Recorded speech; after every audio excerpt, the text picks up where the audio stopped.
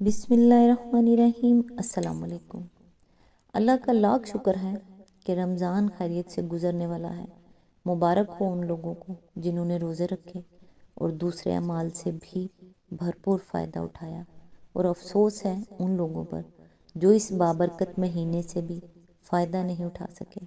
ایسے لوگوں کو چاہیے آج ہی توبہ کر لیں، اپنے رب کی طرف لوٹیں، ورنہ سوائے پچھتاوے کے کچھ نہیں بچے گا۔ یہ راتیں بہت قیمتی ہیں۔ ان راتوں میں اللہ تعالیٰ سے اپنے لیے، میرے لیے، ہم سب کے لیے دعا کریں، یا اللہ ہم سب کے گناہوں کو معاف فرما، ہم کو مزید نیک اعمال کی توفیق نصیب فرما، ہمارا خاتمہ ایمان پر فرمانا۔ جو مومن اس دنیا سے چلے گئے ہیں ان کی مغفرت فرما، سارے انسانوں کو ہدایت عطا فرما، ہمیں لوگوں کی ہدایت کا ذریعہ بنا، اور دنیا و آخرت کی تمام بھلائیاں نصیب فرما۔ اے پروردگار، ہم تجھ سے ایک ایسا طلوع آفتاب مانگتے ہیں جو ہر غروب کے بعد آ کر زمین کے ذرے ذرے کو روشن کر دیتا ہے، ایسی وسعت جو افق کی بلندیوں تک پہنچتی ہے، اور ایسا اطمینان جو دل کو بھر دیتا ہے، اور ایسی بصیرت جو روح کو منور کرتی ہے، ایسا ایمان جو دل کو نور سے بھر دے اور تیرے ذکر سے غافل نہ کرے۔ آمین یا رب العالمین۔ خود بھی یہ دعائیں سنیں اور اپنے آگے جاننے والوں کو، اپنے بہن بھائیوں کو بھی یہ دعائیں بھیجیں، اور میرے لیے بھی دعا کیجیے گا۔ آج انشاءاللہ سورہ صفات کی آیت نمبر 78 سے سٹارٹ کریں گے۔ اس کا ترجمہ اور تفسیر تفہیم القرآن سے بیان کروں گی جو اہل سنت جماعت کے لیے ہے۔ اعوذ باللہ من الشیطان الرجیم، بسم اللہ الرحمن الرحیم۔ اور بعد کی نسلوں میں اس کی تعریف و توصیف چھوڑ دی۔ آیت نمبر 79، سلام ہے نوح پر تمام دنیا والوں میں۔ اس کی تفسیر ہے، یعنی آج دنیا میں حضرت نوح علیہ السلام کی برائی کرنے والا کوئی نہیں ہے۔ طوفان نوح کے بعد سے آج تک ہزارہا برس سے دنیا ان کا ذکر خیر کر رہی ہے۔ آیت نمبر 80، ہم نیکی کرنے والوں کو ایسی ہی جزا دیا کرتے ہیں۔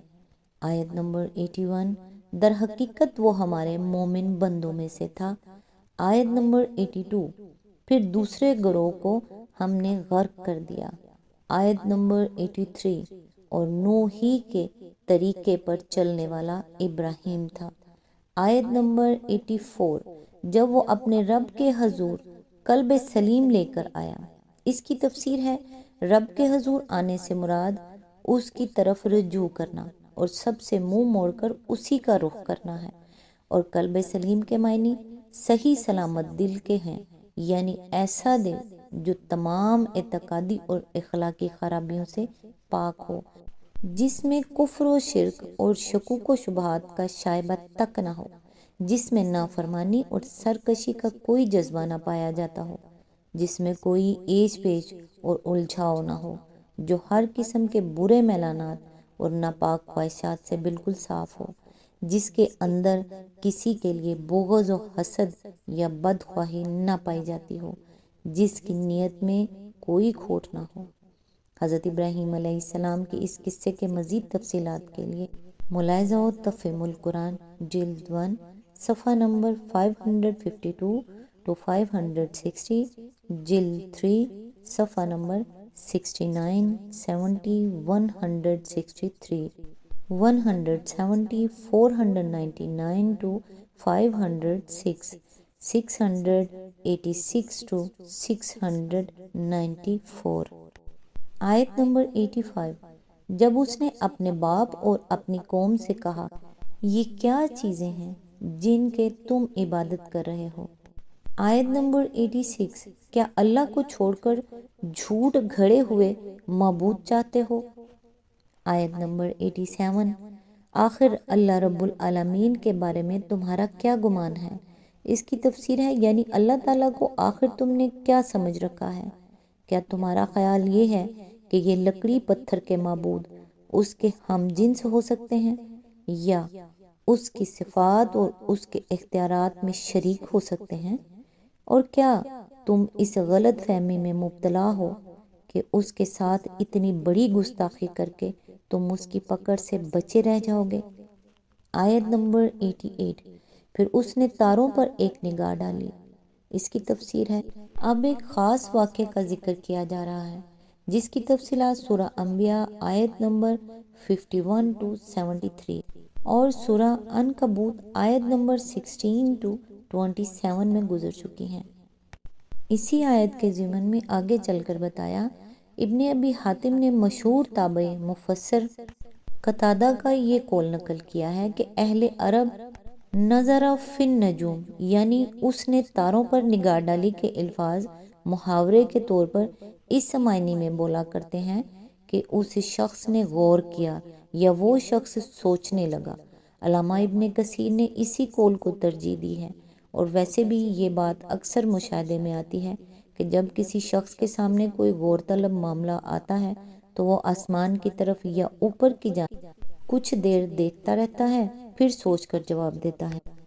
آیت نمبر 89، اور کہا میری طبیعت خراب ہے۔ اس کی تفسیر ہے، یہ ان تین باتوں میں سے ایک ہے جن کے متعلق کہا جاتا ہے کہ حضرت ابراہیم علیہ السلام نے اپنی زندگی میں یہ تین جھوٹ بولے تھے۔ حالانکہ اس بات کو جھوٹ یا خلاف واقعہ کہنے کے لیے پہلے کسی ذریعے سے یہ معلوم ہونا چاہیے کہ اس وقت حضرت ابراہیم علیہ السلام کو کسی قسم کی کوئی تکلیف نہ تھی اور انہوں نے محض بہانے کے طور پر یہ بات بنا دی تھی۔ اگر اس کا کوئی ثبوت نہیں ہے تو خواہ مخواہ اسے جھوٹ آخر کس بنا پر قرار دے دیا جائے۔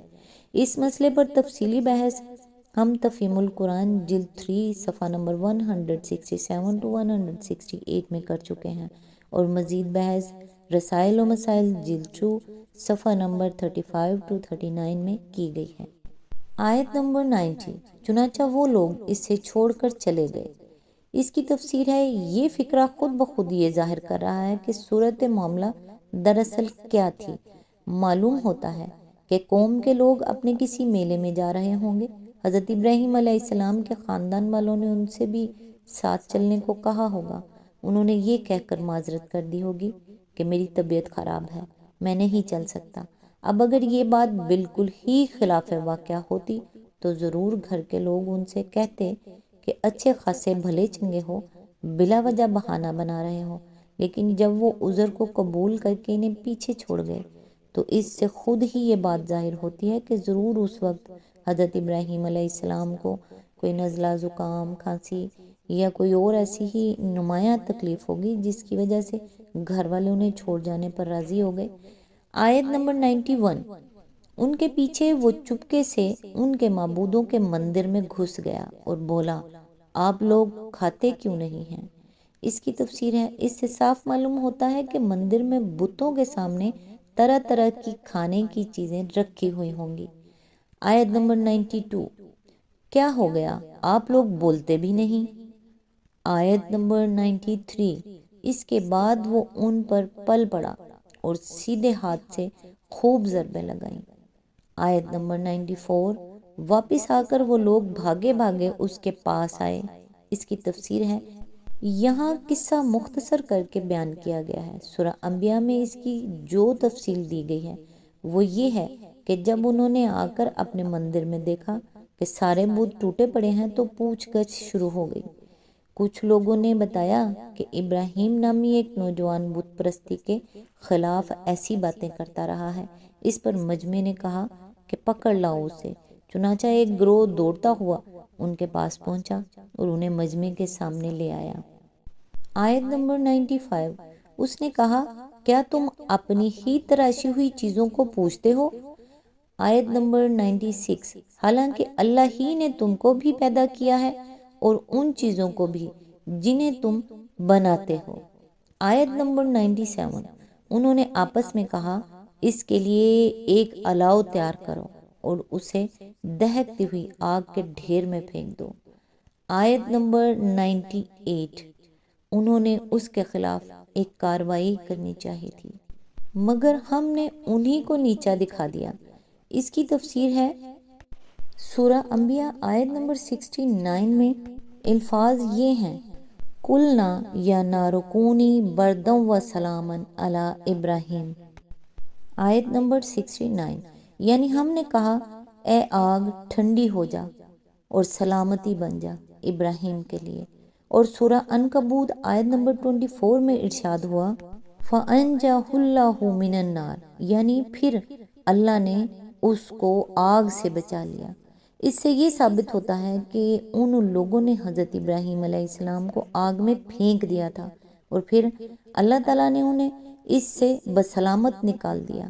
آیت کے یہ الفاظ کہ انہوں نے اس کے خلاف ایک کارروائی کرنی چاہی تھی مگر ہم نے انہیں نیچا دکھا دیا، اس معنی میں نہیں لیے جا سکتے کہ انہوں نے حضرت ابراہیم علیہ السلام کو آگ میں پھینکنا چاہا تھا مگر نہ پھینک سکے، بلکہ مذکورہ بالا آیات کے ساتھ ملا کر دیکھنے سے ان کا صاف مطلب یہی معلوم ہوتا ہے کہ وہ آگ میں پھینک کر انہیں ہلاک کر دینا چاہتے تھے مگر نہ کر سکے، اور ان کے معجزانہ طریقے سے بچ جانے کا نتیجہ یہ ہوا کہ ابراہیم علیہ السلام کی برتری ثابت ہو گئی اور مشرکین کو اللہ نے نیچا دکھا دیا۔